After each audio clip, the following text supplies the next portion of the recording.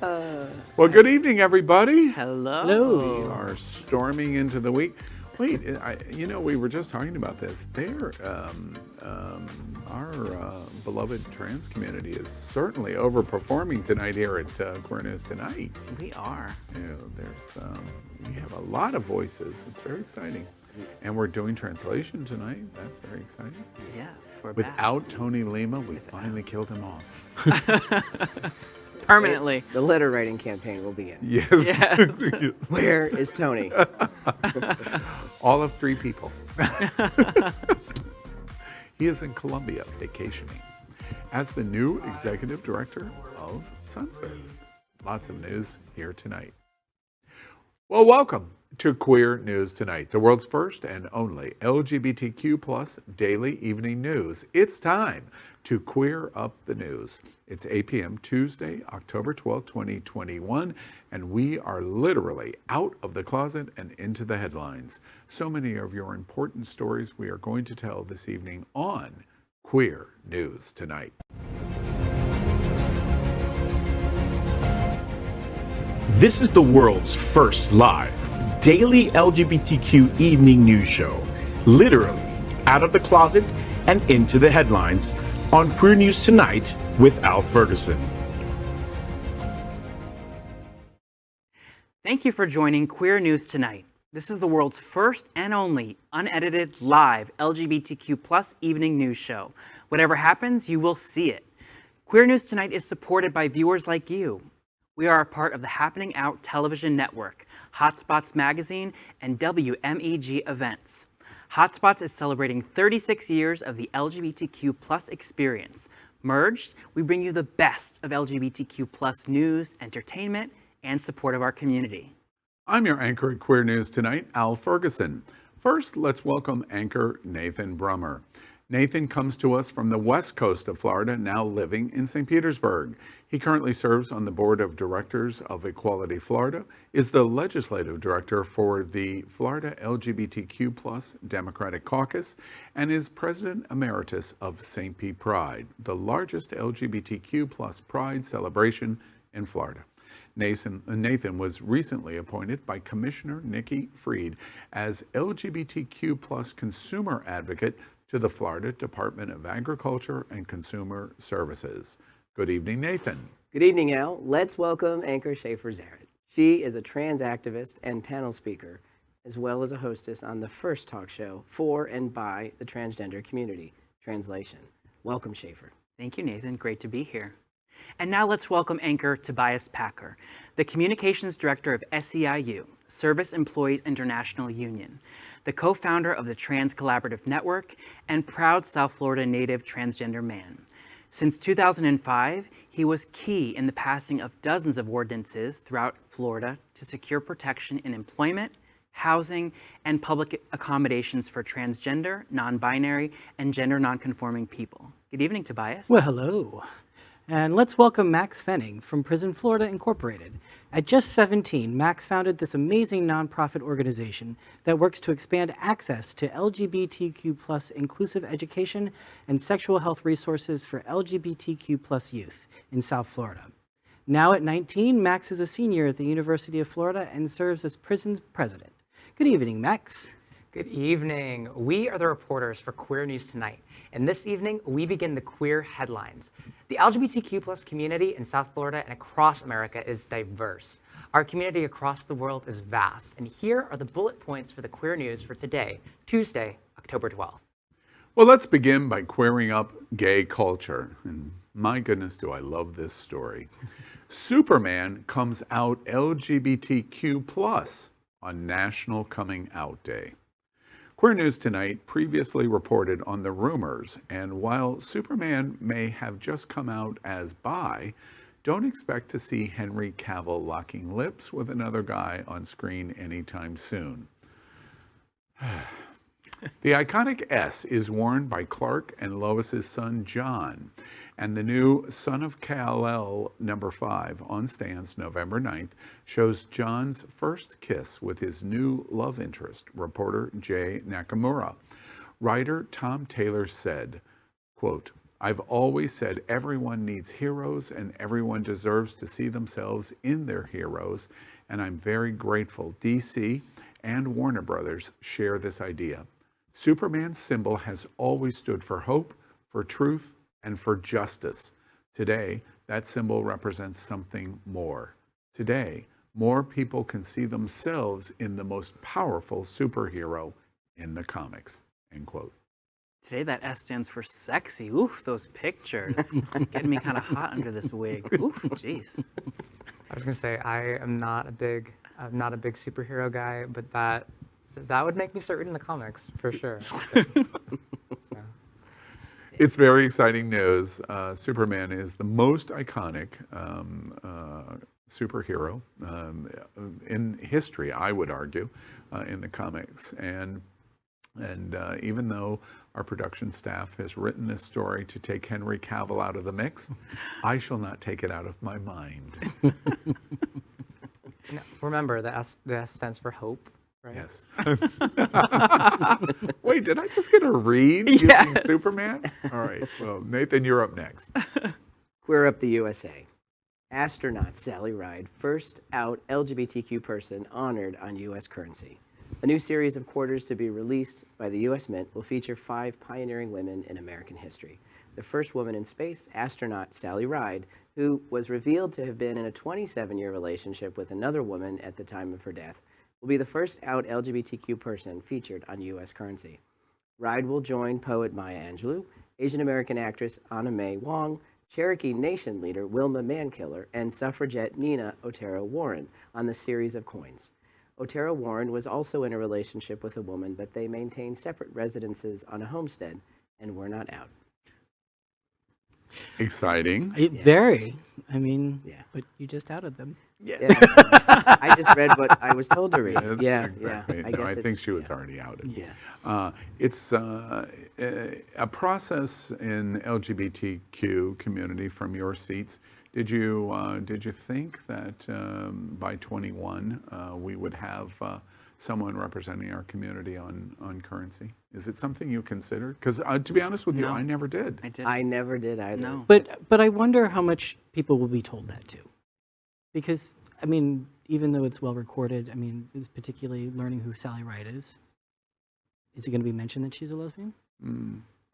Well, that I don't know. Actually, that gives me something else to think about.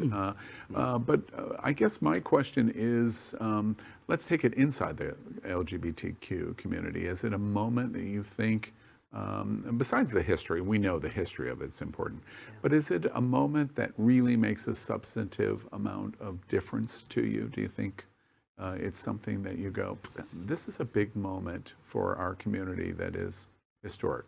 Do you feel that way, or you don't feel that way? I mean, I think it's symbolic because we use currency as a way to kind of showcase what we're proud of in our country, and this is symbolic of our community being something that our government is at least symbolically proud of, and I think that that's important for sure. And I think it starts to develop a fabric of all these little touch points, from coins to comics to experiences that I think speak to a greater visibility in our community that I think is important. So maybe on its face, someone might say, oh, okay, whatever, it's just a quarter, it's just on a coin. But all those little things, from a coin someone has in their pocket, to a comic they're hiding under their bed, to all these little experiences that make up the fabric of someone's existence and their childhood and their just kind of living, I think that's what makes a difference. Well, in addition to currency, I know every LGBTQ person is always excited about sports. Tell us about that, Schaffer. Definitely. Let's queer up sports next. So Raiders coach John Gruden resigns for homophobic comments.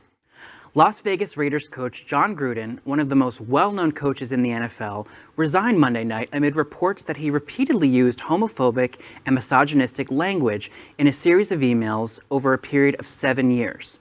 Gruden's resignation came a little more than an hour after the New York Times revealed excerpts of the 58-year-old coaches' emails, which were sent between 2011 and 2018 and obtained by the NFL as part of an unrelated investigation.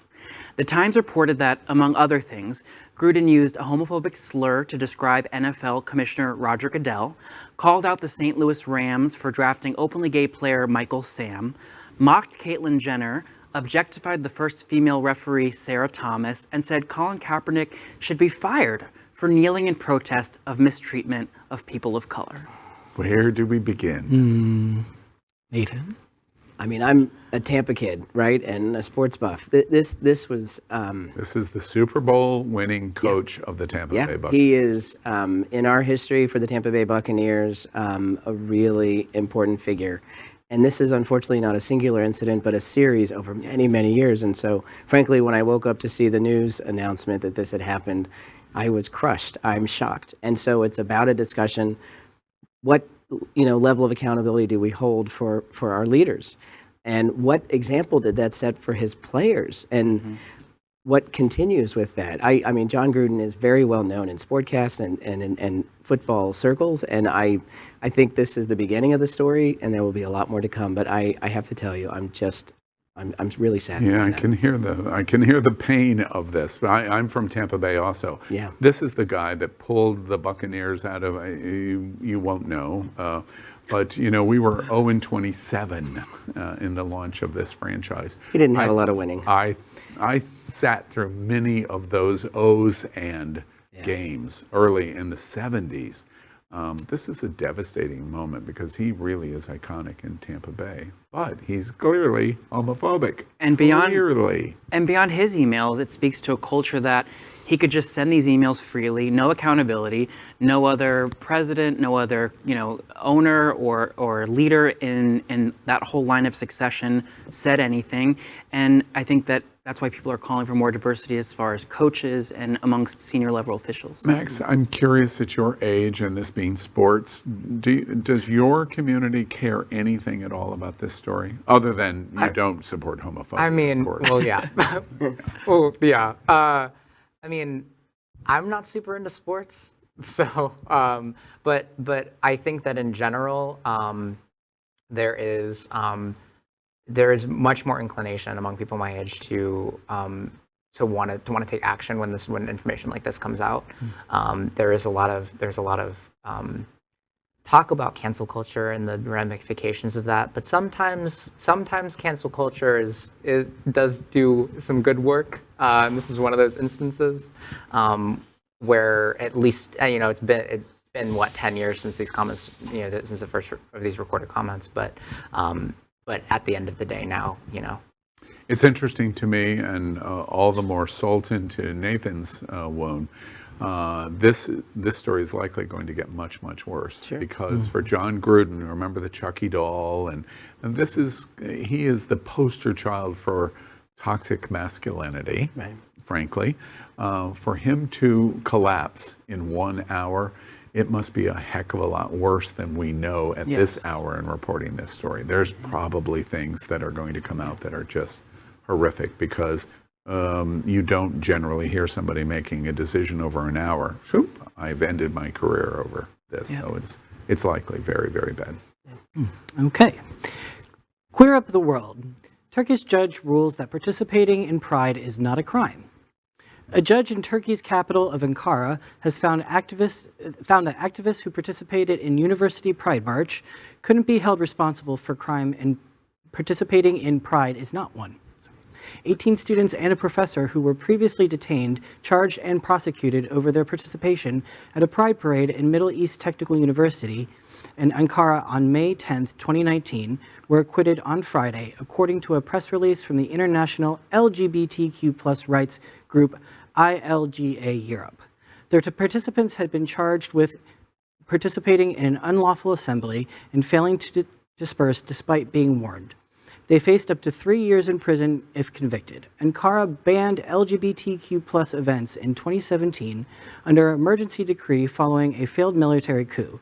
Local governments across the country used the decree to ban Pride marches. However, it was lifted a year later. I watch those images and I just think how often I take pride for granted here, and how often it's so fun, and let's have a drink, let's laugh, let's be kooky and fun, and rarely do I ever think that it's going to be violent like that, or that I'm going to be shipped off to jail just because I'm being visible and being who I am. It's a Muslim country, and so they have a very specific set of standards on masculinity, which is, you don't hear as much in Turkey about women as you do in masculinity. They have a Trump-like counterpart running. He's a Turkish strongman. You could replace him with the Brazilian president or the Russian president or the former American president, and they would be completely at home in Turkey, and vice versa, which is part of the issue. I've been to Turkey many times. I've never had an issue in Turkey, but I do know how public imaging in Turkey for LGBT is. And so I guess perhaps I've never had the situation because I've never put myself in the situation where I would be called out. There is good news in this story, even in Turkey, that the court system has made a decision independent of the political process, which is what happened here in 2019. We've reported on this story many times at Queer News Tonight. It is nice to see that the court democratic process is still alive in Turkey.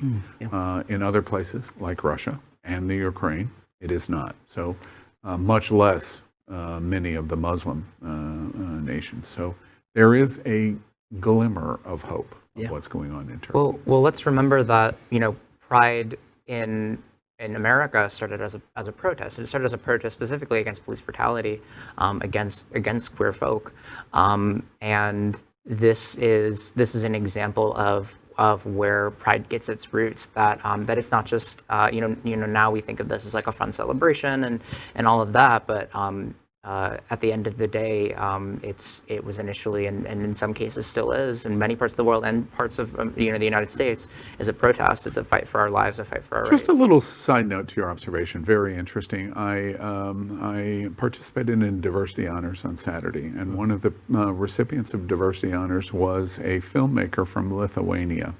And he was recognized for a new film and his LGBTQ stance, being involved in Baltic Pride in Vilnius, the capital in Lithuania. And as we were talking, I was interviewing him talking about Pride. He made the exact same point, and this is the second day in a row that this kind of breathlessly catches my attention. That, we talk about Orlando over the weekend and Pride Fort Lauderdale coming, and Prides are going to be fun, and there's going to be streamers, and there's going to be banners, and there's going to be shows, and there's going to be alcohol, etc. And his reaction was, there's none of that. Ours is a protest in Vilnius. That's a reminder. It reminds me here, that's exactly what happened here in 19, and why we should stand up for them. Well, here's the good news that some folks don't know. By supporting your prides here in this country, many prides in the United States choose to be members in Interpride, which is an international association to support those prides trying to come to fruition in other countries. They have a human rights conference that's a part of that work, and they're helping to support. So if you don't know about Interpride or their work, maybe check that out online. But absolutely. Yeah, interesting. Oh, okay. Now let's clear up the USA. Biden says honor LGBTQ plus people on National Coming Out Day. President Biden recognized October 11th as National Coming Out Day in a statement on Monday, calling the occasion a time to celebrate, quote, the courage of LGBTQ plus people who live their lives with pride, create community with open arms and hearts, and showcase the strength of being your authentic self, end quote. Biden ticked off the achievements on LGBTQ plus policy, including signing an executive order on his first day in his office, ordering federal agencies to implement the U.S. Supreme Court's decision last year against anti-LGBTQ discrimination to the furthest extent possible. Is Coming Out Day important? Absolutely. There wasn't a whole lot talked about it. Yeah. The president did, but there wasn't a whole lot of conversation. What does that mean? Right. Well, I mean, I think that obviously the reason that coming out is so important to our community is that we live in like a state of like like cis heteronormativity, where like it's kind of assumed that being cisgender, being heterosexual, like that's the default, or that's what's normal, and anything else you have to disclose. It's expected that you're that you're straight, or that you're not transgender, gender nonconforming. And it builds this really almost hostile environment where there's like this intense pressure for people to come out, especially at periods of their life where it's not safe for them to do so, to people that they rely on at a time where that could be really detrimental to them, and that is just an unfortunate situation that we live in, even still in 2021. But look, National Coming Out Day is an interesting moment for anybody who's even come out time and time again, right? Coming out is a lifelong process. It's not something that happens once or several times, and it's often an evolution as identity language gets more diversified and we have more options that are salient for people to understand us and understand ourselves.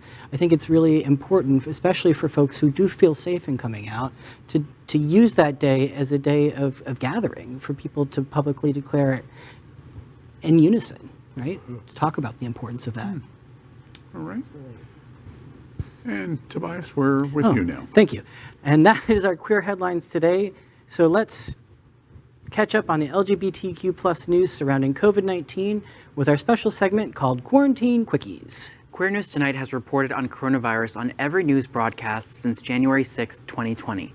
Tonight we report that as of today, more than 3,172,000 LGBTQ plus Americans have contracted COVID-19. Queer News Tonight remembers the more than 51,000 LGBTQ plus Americans that have died from coronavirus. But the news is improving because as of today, more than 401 million vaccination doses have been administered in the United States. That is our pandemic news for tonight. Next, we report on partnership with Sunshine Cathedral, the world's largest queer church here in Fort Lauderdale. We are broadcasting from our permanent set here at Sunshine and supporting that partnership.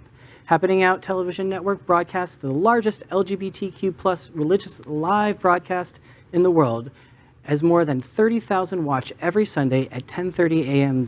Eastern. Watch this.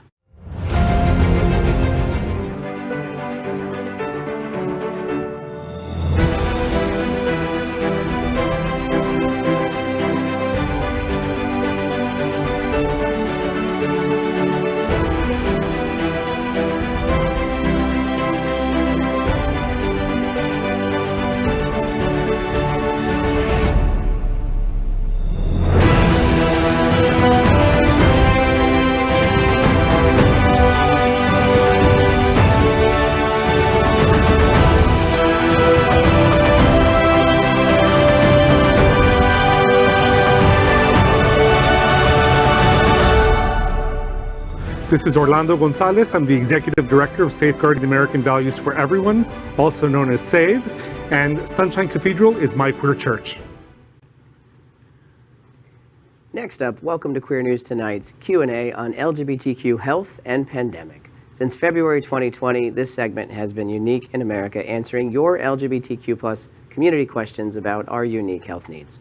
We are proud to have Queer News Tonight health anchor, Dr. Howard Grossman. He is an American pioneer in HIV/AIDS medical treatment and was the executive director of the American Academy of HIV Medicine.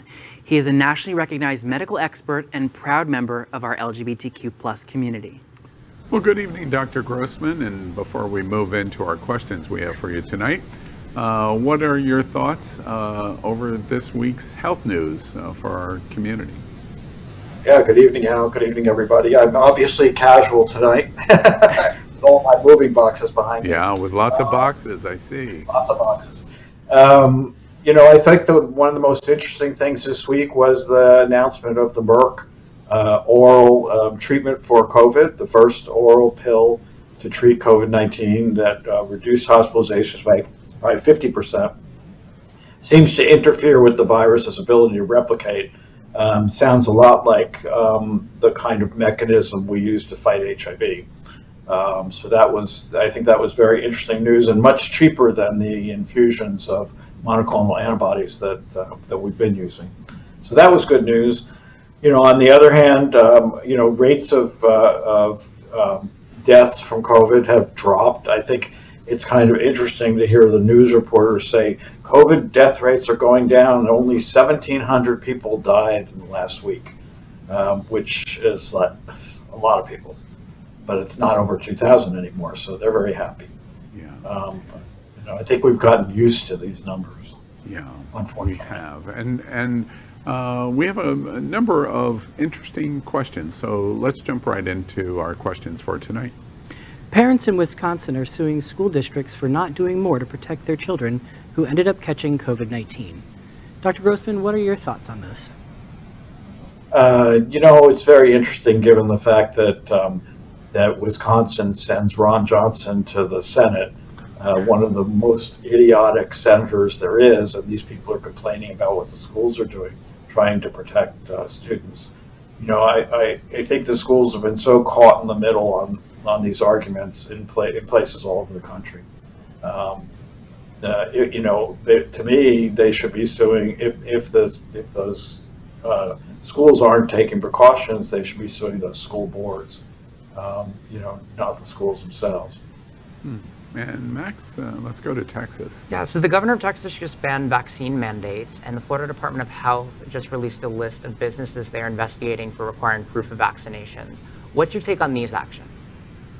Oh, he's an idiot. I mean, there's just no question about it. He and DeSantis are neck and neck for who's killing more people. According to a report that I read today, 22,000 people have died in Texas and Florida because of the governors not protecting people.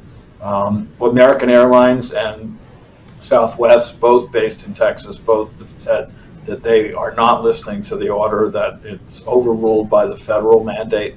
And so have a bunch of a consortium of businesses in Houston that include Chase Bank and other big, and some of the big oil companies. So, Abbott is a jerk, and these are truly evil people, because Greg Abbott and DeSantis are both smart men. They're doing this stuff on purpose. They know that it's wrong, and they're doing it anyway, just to score political points. And that, to me, is really the true definition of evil. Studies are showing that COVID-19 greatly increases complications during pregnancy. Why, doctor, are pregnant women still hesitant to get the vaccine? Well, I think pregnant women are hesitant to get any medication, we make them afraid to have a sip of alcohol, to take any medicine other than maybe Tylenol. And so I'm sure that that's some of it. But in fact, there are studies that have shown that the rate of birth defects, if taken in the first trimester, is no higher than the background normal rate. And that in the later trimesters, there's no increase in complications of pregnancy. So as of August, the CDC put out a big press release saying that the vaccine is safe for pregnant women. And COVID, of course, as you said, is devastating for pregnancy. Pregnant women die at a much higher rate, and their babies die at a much higher rate with complications because of COVID. And so really all pregnant women should get vaccinated. Yeah. All right, well, that is this evening's Queer News Tonight's Q&A on LGBTQ plus health in pandemic. We are here every Tuesday with Dr. Howard Grossman to answer your questions. And do you need medical assistance? We encourage you to contact Dr. Howard Grossman, who you should do quickly because he is moving next week to Chicago to join the team at the Howard Brown Medical Center, the largest LGBTQ plus care facility in the Midwest. Howard, we look forward to having you back as soon as you're settled. We're going to give you one episode off and then back at it. Thank you. I should be on the road, and then I'll be back with you the following Tuesday. That's exactly right. Safe travels up to Chicago. They're lucky to have you. Thanks Thank so you, much. doctor. Next, we report on news from our partners at Care Resource. AIDS Walk Miami has been postponed, but Care Resource is still continuing their online fundraising efforts. To show your support, go to www.careresources.org. Care Resources' first priority is keeping their patients, volunteers, donors, staff, and the larger community healthy. For this reason, they have postponed the 32nd Annual AIDS Walk Miami. They plan to reschedule the event when possible and will continue to promote awareness surrounding the importance of HIV prevention, testing, and treatment. Although HIV may not be in the headlines right now, the epidemic is far from over. Well, the loss of the AIDS Walk for 2021, that's kind of tough for our HIV community. Anyone worked with Care Resource before? Yeah. Yeah.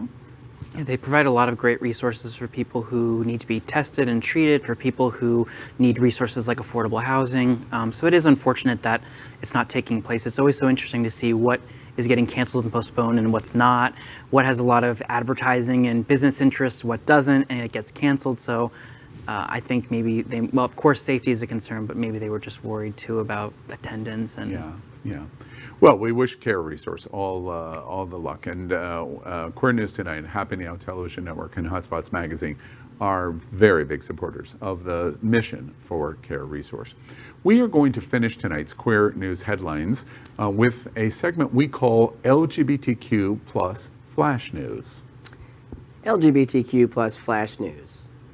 Cardi B and Raven-Symone surprise gay couple with a wedding on new show.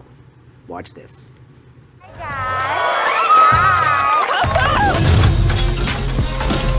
I love you. First of all, everything right now. Thank you. It's about to be an epic day. We are about to witness a same-sex marriage. It's National Coming Out Day, which we all know is a layered journey for many people in the LGBTQ plus community. Being a part of a same-sex marriage, I think, is important so people see that, you know, there's differences obviously, but there's also similarities. That's why I'm so excited for today. And today, one of the brides are surprising the other with a pop-up wedding. It's going to be a surprise for one of the ladies. I just hope that the bride is not like, I don't want to get married here. Could you imagine? Oh my God. Like, it's like, what the hell? Who said I want to get married here? Keep the van running. We can jump in and get out quick. And why is Raven and Cardi here? If you haven't seen Cardi Tries Blank on Facebook Messenger and Instagram, you're missing out. In the show, Cardi goes out of her comfort zone and tries, well, all kinds of things.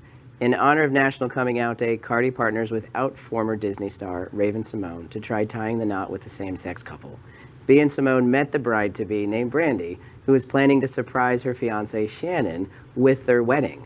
She thinks she's there just for an engagement party. She's more than shocked when she finds out that she's not only getting married today, but Cardi B is officiating the wedding.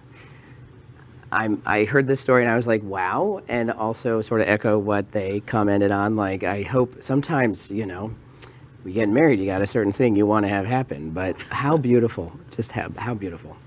I was going to say, I love the sentiment, but I would be so pissed if I just had like a surprise like that substantial just dropped on me. Don't take my day away. Don't make it about Cardi B. Actually, that's the brilliance of this. I admire above everything else that Cardi B, and of course we always loved Raven, that they've created a new medium. This is in Facebook Messenger. Grandma who's still watching NBC Nightly News, this is the future. I know, they're like these little like Snapchat stories where you just click on it, you can see the episode. I love that they put captions on the screen so that you can see what she's yapping about and like doing her little sound effects. It's adorable. Yeah, so cute. Well, LGBTQ plus Flash News. Watch these guys sing naked in Las Vegas. New show. American Idol's David Hernandez and Eating Out's Chris Salvatore headline Las Vegas cast of Naked Boys Singing. New York's long-running hit musical opens in Sin City. After shattering records with its 20-year off-Broadway run, Naked Boys Singing will begin its 11-week Las Vegas residency at the Jewel Box Theater, featuring American Idol's David Hernandez and Eating Out's Chris Salvatore, alongside a cast of familiar faces including America's Got Talent finalist Marcus Terrell, Vegas headliner Luis, I'm so distracted by how hot they are. Now I can't remember how to say his last name, D'Aprile. My apologies to anyone who is offended by my mispronunciation, and going down to La La Land's Matthew Ludwinski. Additionally, making his professional debut in Naked Boys Singing, Serving as dance captain and understudy is Jaden Lux. Hot, hot, hot, and hot. I'm sweating. I'm going to sweat through this wig cap. But yeah, I'm ready to head to Las Vegas and check this out. I bet you are. Yes, I am. Yeah, bookings are going to go up. Yeah, I have a lot of friends that are making trip plans right now. That's all I can say. Never been much of a theater gay, but I am also Googling flights to Vegas. Wait, you don't like sports and you don't like theater? Are you sure you're gay? Who knows? All right. Can't you get it on the internet for free? Yeah. You know, no. Unless, you're talking about Pornhub. That's Different kind of theater. That's different theater. You know, I went to New York the first time I watched Naked Boys singing, thinking, no, I'm not going to like this. And I had to go back a second time to just make sure that, no, I'm not going to like this. I went for 11 weeks. I liked it. Wow, that's stamina, Al. LGBTQ plus flash news. Gay Christmas is Halloween. Trans actress Jamie Clayton cast as Pinhead in new Hellraiser movie. Back in May, Queer News Tonight reported that gay film creator Clive Barker wanted to produce a reboot of The Mummy with a transgender lead. It seems he shifted gears slightly, as it has been announced that Hulu's upcoming reboot of Hellraiser will feature trans actress Jamie Clayton as Pinhead. The movie will also star gay actor Brandon Flynn from 13 Reasons Why. Clayton has been a vocal advocate for more inclusive casting for trans actors. In 2019, promoting her role on the HBO Max docuseries Equal, she said, quote, "The only difference between a trans character and a cis character is that a cis characters aren't bogged down in language and dialogue about their gender identity. So in actuality, on any show that you love, any character could be trans if you want them to be," end quote. And what do you think? I mean, it's probably scary, so I'm not going to watch it. Well, in other news, there's another Hellraiser reboot going on at Fox News, and the character Pinhead is being played by Tucker Carlson. Always your best friend. I love any costume that I can just use. I don't have to do anything but put pins on my bald head, so I think it's perfect, it's easy, and I don't have to tame this raccoon. So Yeah. I think I'm with Tobias. I've seen a lot of horror films coming out and some reboots. I think it's great to have more trans actors, but I am not a scary movie fan. Yeah. For once, something that I enjoy that you. Whoa. Yeah. We found it. The one thing. No, I'm excited. I'm excited for more trans representation. I'm excited for more representation in our community. No sports, no Broadway theater, gore. Yep. Got it. Got it. All right. That is today's news for the LGBTQ plus community on the world's first and only daily LGBTQ plus evening news show. Is our community important to you? Then help us by liking and subscribing. Ring the bell for updates. Share this news with your friends and family. Post this broadcast in the many groups you are a member of. Tonight's stories are about our community and deserve the attention of your family and friends. Queer News Tonight is the only live LGBTQ plus digital television show in the world that is out of the closet and into the headlines. We need your support. If our community is to grow, we must tell our stories and bring them to the attention of the broader world. This is the only place in the world that tells these LGBTQ plus stories in motion and sound. And that is the passion of the Happening Out Television Network and Queer News Tonight. I'm your anchor, Al Ferguson, and on behalf of these LGBTQ plus reporters, the anchors of Queer News Tonight, including Nathan Bruemmer, Schaffer Zaret, Tobias Packer, and Maxx Fenning, we will see you daily at 8 p.m. Good night. Good night.